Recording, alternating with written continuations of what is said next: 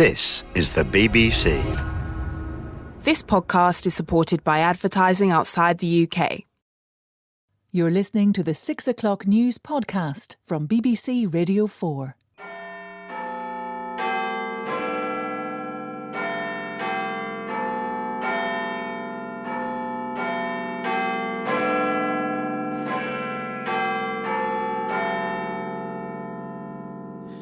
BBC News at 6 o'clock.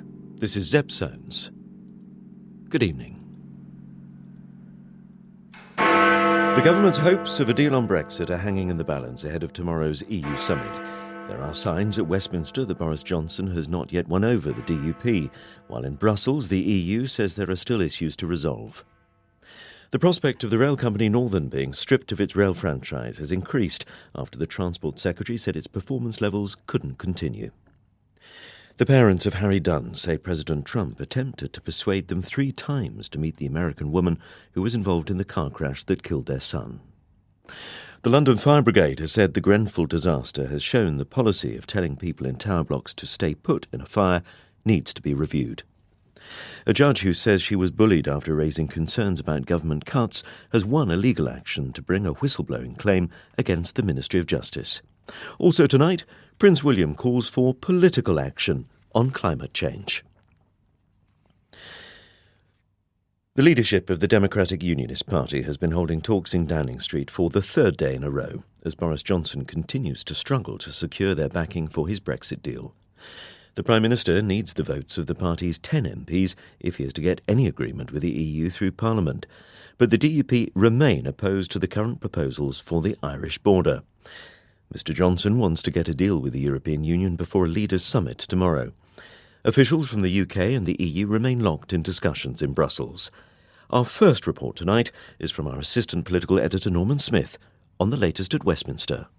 Whatever the confusing signals emerging from today's talks, the message from Downing Street has been a deliberately and consistently cautious one. A caution born, it seems, of Boris Johnson's apparent failure to win over the DUP, without whose 10 MPs there's little prospect of a parliamentary majority. A failure which also doomed his predecessor Theresa May's attempt to secure a deal. Today, however, despite intensive talks between the Prime Minister and the DUP leader Arlene Foster, there was no sign of agreement. Alongside unease over a possible EU customs border between Northern Ireland and the rest of the United Kingdom, it's understood DUP leaders are insistent any new arrangements must have the backing of Stormont.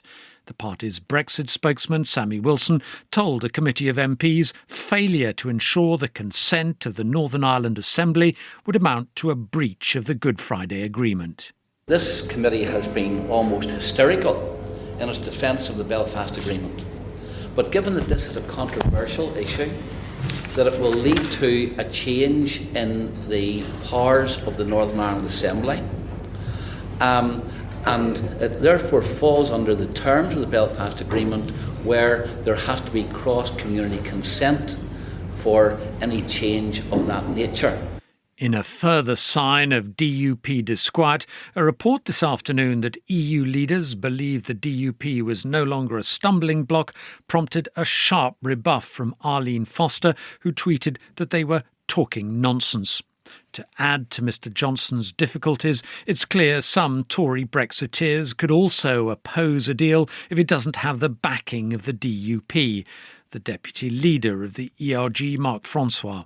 It's not axiomatic that we will follow what the DUP do, but we will take very firmly into account their view, particularly on those aspects that specifically affect Northern Ireland. We will take what the DUP say very carefully into account. Despite the difficulties, the Prime Minister struck a more hopeful note when he addressed Tory MPs briefly this evening. Afterwards, this was the reaction of the leading Brexiteer, Steve Baker. We're on the Hillary step on the way up Everest, but the summit is still shrouded in mist and we're not sure we're going to get there. But he's made a very upbeat and positive speech. It's very clear the whole UK is coming out of the customs union, including Northern Ireland, whole and complete, making free trade agreements and having the freedom to have control our own domestic regulations and regulate better and so on as we see fit. So it's very clear that the Prime Minister's intent is to deliver a Brexit worth having. Tonight, Downing Street also signalled that they plan to press ahead with Saturday's special sitting of Parliament after tabling the required Commons motion, which will be voted on tomorrow. It seems Boris Johnson has not yet given up on winning round the DUP. The head of the European Council, Donald Tusk, has said the basic foundations of a Brexit deal are ready as intensive talks continue in Brussels. Negotiators have been trying to hammer out a full text before tomorrow's summit. Mr Tusk suggested there would be more clarity on whether a draft deal had been reached in a matter of hours. From Brussels, here's our Europe editor, Katja Adler. Rumour and impatience lace the Brussels air this evening. The 27 EU ambassadors, representatives of all EU countries, have been on standby all day to hear from their chief Brexit negotiator, Michel Barnier. The expectation here is that a new text is pretty much ready from the EU perspective, at least, on how to replace the Irish backstop, the guarantee mechanism to keep an open border between Northern Ireland and the Republic of Ireland that caused so much controversy amongst MPs in Theresa May's Brexit deal. Donald Tusk, the President of the European Council, expressed cautious optimism today that, as he put it, the basic foundation of a new deal was in place. There's a sense of fatigue in EU capitals where it's felt the Brexit process has been going round and round in circles for 3 years now. The political will to get this done and move on is considerable, but EU leaders are clear. They won't sign off on any deal at their summit tomorrow unless they're convinced it protects the single market and the peace process on the island of Ireland after Brexit. If not, said the Irish Prime Minister Leo Varadkar earlier today, they'd rather wait and keep negotiating. We are making progress, but there are issues yet to be resolved, and hopefully that can be done today, allowing us to ratify the agreement at European Council tomorrow, allowing the House of Commons to give its view on it on Saturday. But if it's not, there is still more time. The 31st of October is still a few weeks away, and there is the possibility of an additional summit before that, if we need one. If and when the new Brexit agreement is ready, EU leaders won't yet breathe a sigh of relief. They've been here before. The deal signed off with Theresa May went on to be defeated repeatedly in the House of Commons. Brussels fears a similar fate for any new deal could just result in the government asking the EU for more concessions.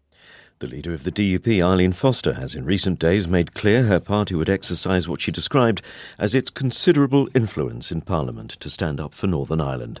She has repeatedly said the party would not support any Brexit offer that trapped the region in the EU single market or customs union. Our Ireland correspondent Chris Page explains what is driving the DUP's position in the talks.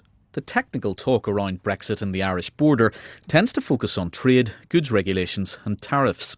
But for people and politicians